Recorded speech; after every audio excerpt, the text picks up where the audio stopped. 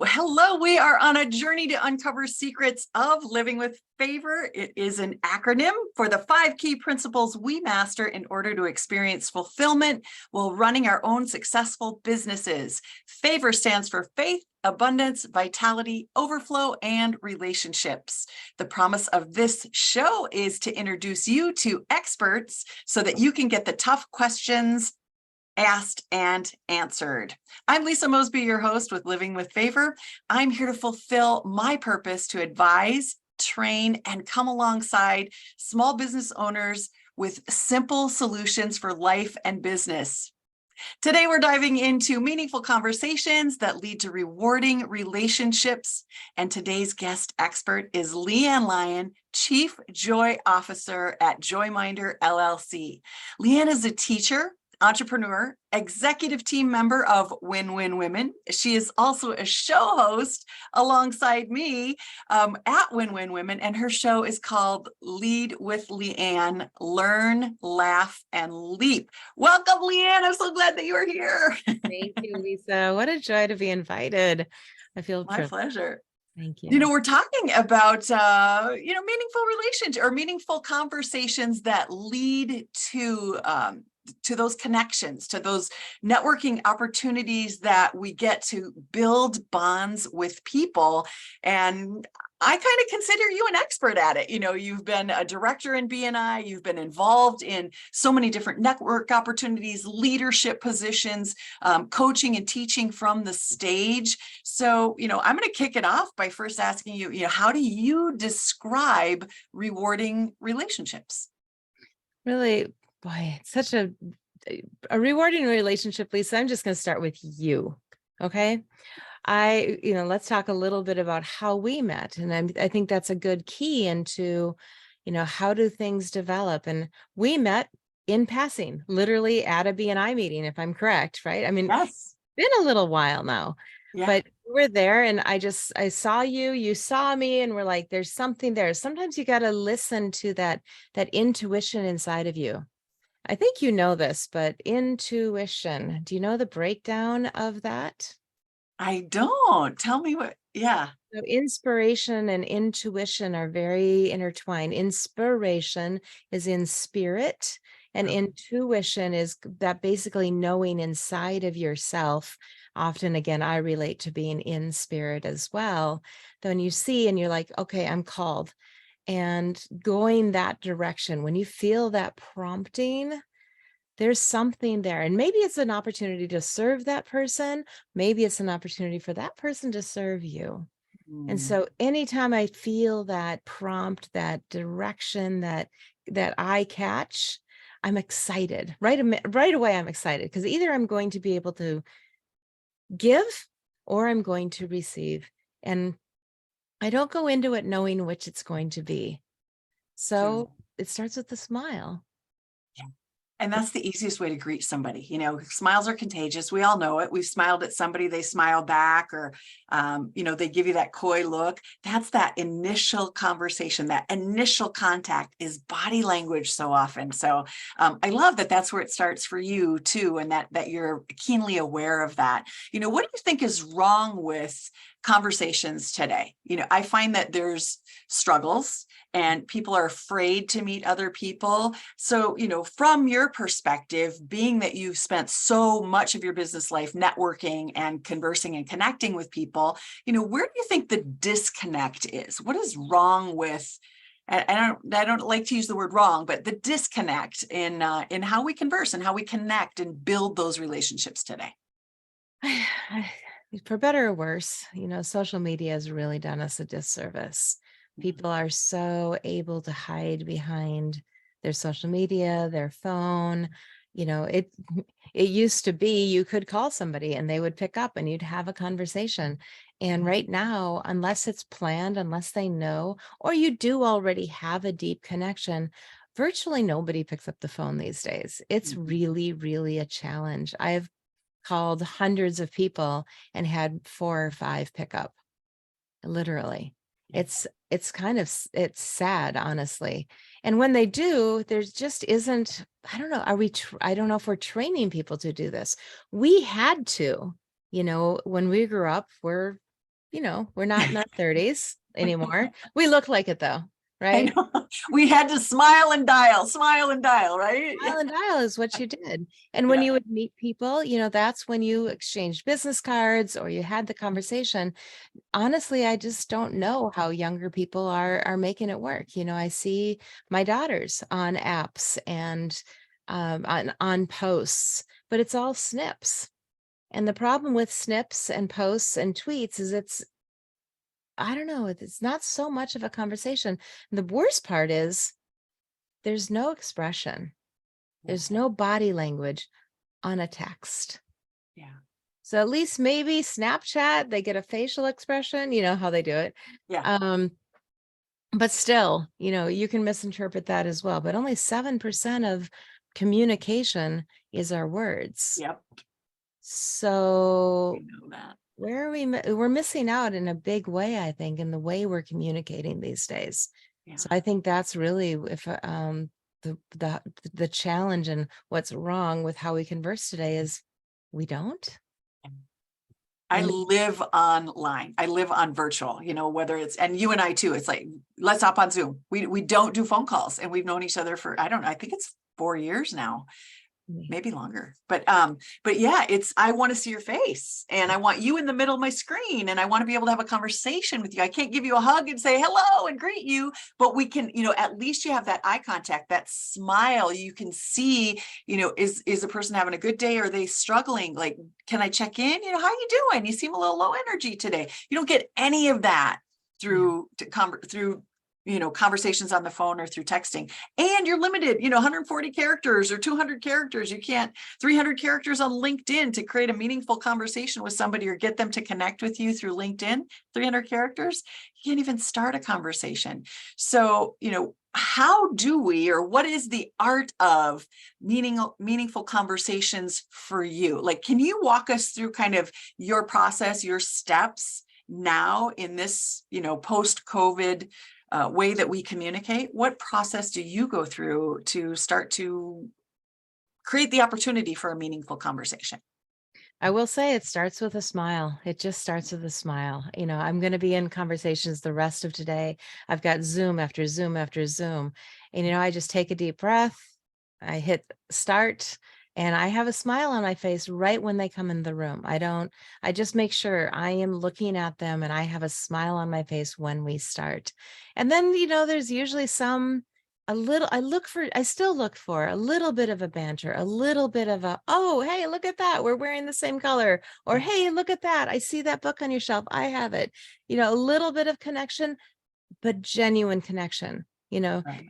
Don't look at the back and see an alligator and say, I hunt alligators. I don't. It sounds like something I might actually do, but I don't. So, look for that little piece of connection, but then I love to just turn it on and to them. I love to just dig in and say, hey, tell me about you. Tell me about your business. Tell me about your life. And as they go in and ask the deeper questions, you and I have both been to a group called Unblinded. In fact, I will be having one of the founders of Unblinded joining my show on May 1st coming up. So it's, or in the past, if you're watching a recording, but they talk about the fifth or the deep level listening. What's happening behind the words? Every word a person chooses to use has a reason for them using it. Dig into that a little bit. Why did they choose this word instead of that word? And listen at that deeper level, because then that can inform you, that intuition, inspiration can inform you where to take that conversation for their benefit. So I always start with the other person. What that also does is that it lets the other person know you're interested. And if you are listening, they'll know it and they'll feel heard. Once that happens, then the reciprocation comes around often, where then, if they're a person that is likely to have a relationship with me, they're eventually going to ask me about me too. Well, wait, tell me about you. Tell me about, or at least at some point in the conversation, we get to a point where I'm saying, you know what, let me share a couple things about you. And then I'm able to share those things that especially tie us together. I'll share a quick story if I may. I was Mhm. on a Yeah. call with somebody recently, and before the call, I happened to notice that her email address had Western Governors University in the email address. And I thought, oh, that's Your super daughter. cool. And so before the meeting, I actually grabbed this photo of my daughter and myself in front of a Western Governors University alumni, Yeah. because this was at her master's ceremony just last fall. Now, when the call started, I didn't whip this out right away, but I had it right there. And then when it got to the point, and she shared with me, her passion for being with that organization and what she does and how it works. And, we were just really, really connecting already. And I loved what she was saying. We got to a point where she's like, well, I'd like to know more about win-win women in that case. And I said, I'd love to, but I have something kind of special to share with you first. And that's when I showed it. Right. So knowing the timing of when you share things can be really critical as well to help do that. If I just shown it right up front, it almost would have been a little creepy, I think. Hey, guess what? I was, even though it was genuine and it's real, Yeah. it wouldn't have been any less real showing it at the beginning of the conversation. But sometimes waiting, I think, the timing can make a lot of difference. What do you Yeah. think? Oh, yeah. The thing that stands out to me is, we need to ask questions. So often we're worried about what we're going to say about ourselves, about stories that we're going to tell about ourselves, rather than just say, you know what, if I don't say anything about me during this conversation today, that's okay. All I'm here to do is ask open-ended questions to find out more about that person. What are their interests? What are their likes? What drives them? What is their desire? Where do they see themselves in 3, 5, 10 years? Are there indicators in those things that they desire that will help me serve them? And once we glean that information, once we gather that information about somebody, we know what to talk about. We don't waste their time. It's like, here's how I can serve you. Here's what I'm hearing you're saying you need. Can I introduce you to someone? Can I connect you to somebody that's going to help you accomplish that mission or that purpose? So those open-ended questions and that level 5 deep listening. I will be on your show with with Bella from Unblinded. I hope that other people can join us too, because that'll be an amazing conversation as we dig deeper once again into those meaningful conversations with Bella. Networking today, because of COVID, so many networking events stopped. We weren't doing things live. It all happened online. So as the world started to open this last year and a half or so, people are getting out and doing networking. I've done a handful of live networking events. I think you've done quite a bit more than me because I relocated, don't know a lot of people. And so in that space of going back face to face, where maybe people are cautious about shaking hands or giving you a hug, how have things changed with the face-to-face networking world in your experience? What is different? And is it like quick, hi, here's my name, here's what I do? Or is there opportunity to create some depth to those conversations rather than just the 60-second, here's who I am and here's what I do? And, there's no depth to that. I kind of didn't enjoy networking on the few events that I went to because of that. There was no time to get to know people. So can you speak to that a little bit? Yeah, I haven't honestly been to a ton of in-person either. When I Okay. do, I've noticed that the gatherings are smaller. They're not as jam-packed as they used to be. And so that does open up the opportunity to have a little bit better conversation. One of the gentlemen that I still, hold in high esteem in my life, came into the Twin Cities. I live in Minnesota. And this is years ago. And I was the one privileged to pick him up from the airport and get him settled in his hotel. And I took him out to lunch. And we got into this. I took him, of course, to one of my favorite restaurants, and we sat down. And I was so excited to have a conversation with him. Now, we've been talking in the car a little bit, and I didn't pay attention to what was happening in the car.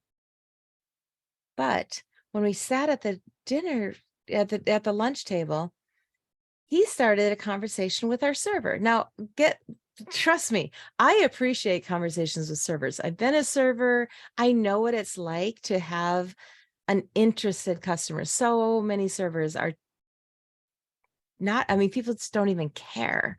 And I mean, the best people in the world, I think, ask their servers their name and actually try to remember it. But this gentleman also taught me the system of Ford, F-O-R-D. Okay. So I think you know where this is going. I do. So I didn't know that he was doing this, and he'd already done it with me With you in the car.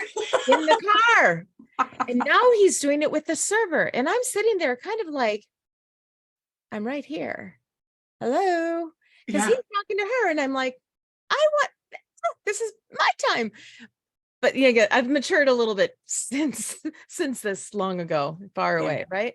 Yeah. And finally, the conversation ended, and I'm also thinking, she's got to get moving. She's now been at our table for like 2 minutes, which in server time is a lot of time to spend with on Mhm. table sometimes. But she left, and he looked at me and he goes, "What did I just do?" And I'm like, It was a training session. "It was a training session." I didn't even know it. And I was like, and that's when I realized he connected with her. Yeah. And then he taught me Ford, F-O-R-D. Tell us, what is it? So you F-O-R-D. don't really want to know, do you? Yes. Yeah. Just a little bit. And I'm sure our audience wants to know. Okay. I may have done this That's once or two fair. times. But this is good. F, first names. Get to know their first name and use their first name at least a couple of times in the first 30 seconds. So Lisa, tell me, da da da. So Lisa, da da da. Lisa, use their name. The sweetest sound to anybody is the sound of their own name. Even my husband and I, we intentionally use each other's names. And I got to tell you, when he says my name, my heart sings a little bit. Yeah. So F, first name, just use it. O, occupation. So tell me, he asked the server, how long have you been working here? Do you have other things you're doing? What other types of income do you have? What do you do in life for income, essentially? O is occupation. R, ask questions about recreation. I remember specifically, like I'm replaying this. This conversation was so significant. His next question to her was, "Hey, I just got into the Twin Cities. I don't know my way around. What do you do for fun around here? Recreation." And that gave her an opportunity to be an authority, to share her wealth of knowledge. And it lifted her up. I could see she got more and more engaged in the conversation as he asked these additional questions. And they weren't intrusive questions. He wasn't like, "So tell me the name of your children." It just wasn't, which, some people go right to that. Yeah. And that's a little too personal, too fast. So that's R, recreation. And then D, and he asked this question too. So where are you going? What's your dream? D, dream. What's your dream? What do you see doing in your world in a couple of years? Where would you like to take this occupation or this recreation? Again, showing that deeper level of listening from the previous questions, but allowing that person to express something. You could say, so is it your dream to do that professionally? Is it your dream to, take it to the next level, to get a promotion or something else? Give them the opportunity to open up their heart even a little bit more if they truly have. And she did. I remember her dream was to go into art therapy with children. Who Wow. knew? All these years later, All these years later. that's something that's still And I still have just chills present. up and down my Yeah. back, Yeah. right? That Oftentimes we're afraid to clarify, like, can you pronounce your name? Am I saying that right? There's nothing wrong with that. I recently started with a new client, and I'm talking to him, and his director of sales, one of the employees of the company was pronouncing his director of sales first name wrong, and he didn't even know it. And I don't know how many months or how many years that individual had been working there, but I started working with him. I was like, I just want to clarify, how do I pronounce your name? And what he was saying and what the other gentlemen were saying were not the same. And I was like, And so I reached out and I said, did you know this is how he pronounces his name? And he's like, no.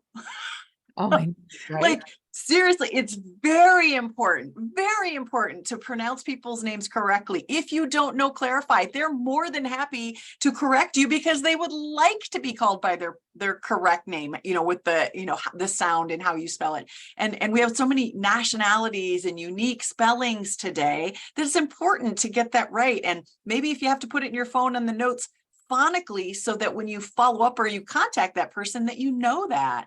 And then the other one, the dreams and desires, that needs to be an open-ended question. Like, what is it that you want to do? Because I love how that brings people in and connects them. Yeah. So thank you for sharing that. That wasn't unexpected. I didn't know you were going to talk about that.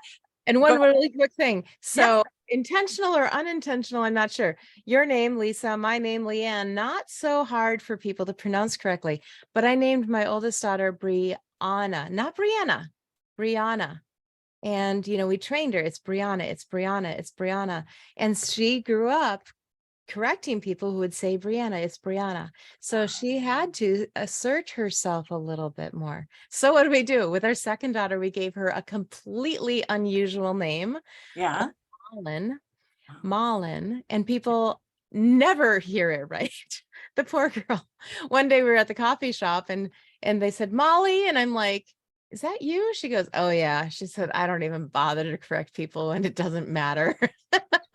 Oh, that's disappointing because she's so outgoing. She is, but she realizes that she's in line at a coffee shop. Does it really matter if they get her name right versus holding up the people behind her?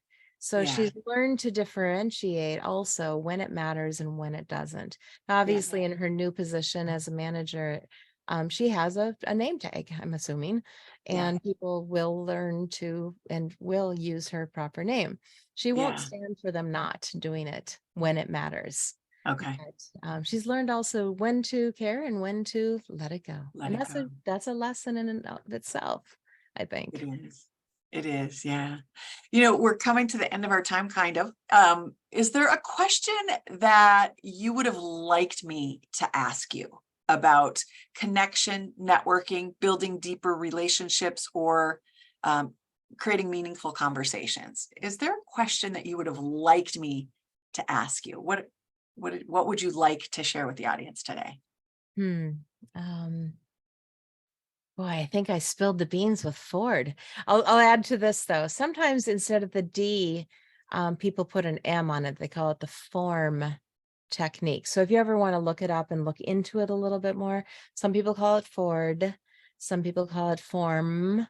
And then the M is, I think, meaning, or kind of like the meaning or purpose of your life. I guess FORP wouldn't work so well. Right. FORP. FORP. What's your FORP? Yeah.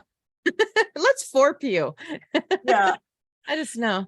So no, but I really appreciate the question. I'm thinking through, I think I've shared, the dig into other people first, care more about them.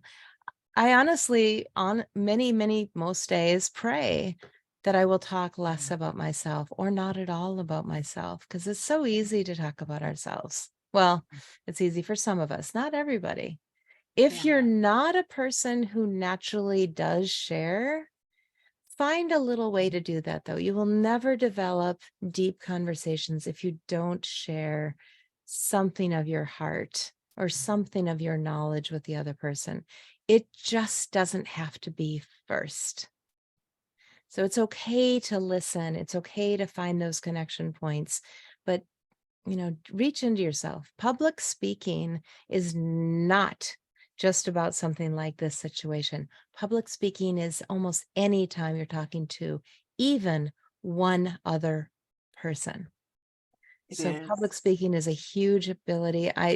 John C. Maxwell just came out with, I think it's like his 95th book or something, but it's the 16 irrefutable laws of communication. I wonder if I happen to have it next to me. I think it's upstairs, but it just came out last week. 16 irrefutable laws of communication. And while it is meant to be towards people who do speak more publicly, like on stages or like this, it is also meant for anybody that needs to communicate with a boss, with an authority, or with even their neighbor. So that might be a blessing for somebody to go check out that book. For sure. You know, when you were talking, the last thing that kind of came to mind for me was edification. You and I both do it a lot. We learned that from a friend of ours, Sam Bean, who may have been that person that you were talking about in the May have restaurant. been. Absolutely. But Sam really taught me a lot about edification. You know, when we're with somebody, recognize what you see in them that is extraordinary, that's outstanding, that is magnificent.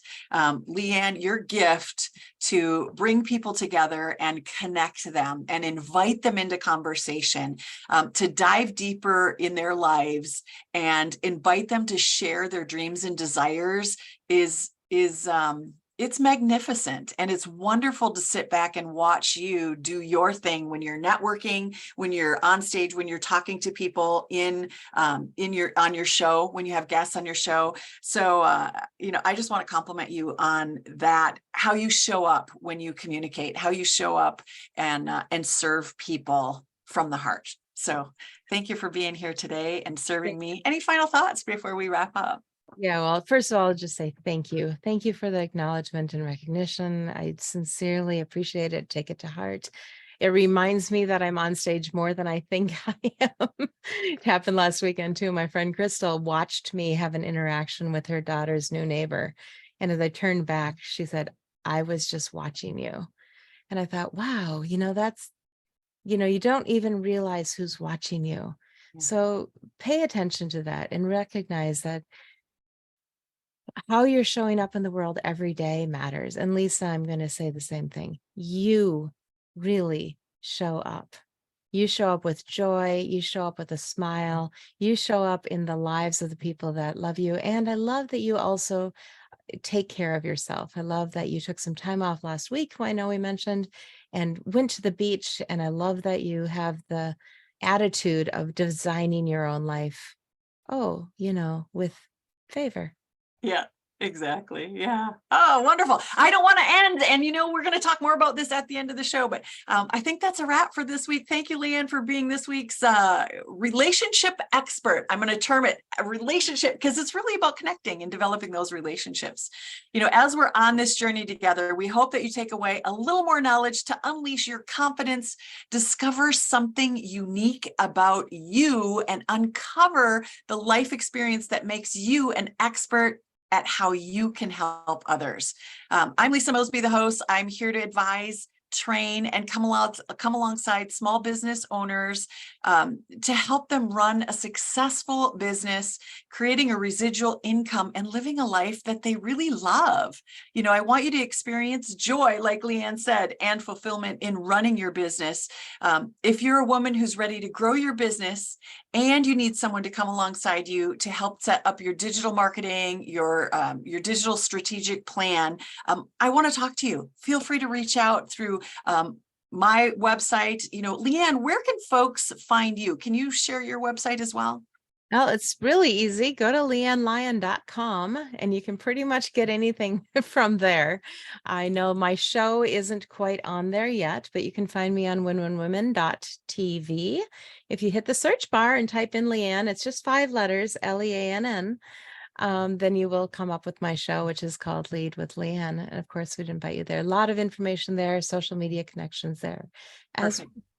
Perfect. We work to reduce business owners' struggle with simple solutions, both personally and professionally. I invite you to book time either with Leanne or myself. Check out our websites. And lastly, the best part, in my opinion, of Living with Favor is the conversation after the show. So I want to invite you to linger longer and join the conversation after the show. We turn off the recording. We create a private space where people can ask the tough questions and get solutions. So come pick the brains of our experts after the show. We hope to see you next week. And I hope you can join us again in the future. Thank you so much for being with us today. Thanks to you, Lisa. My pleasure.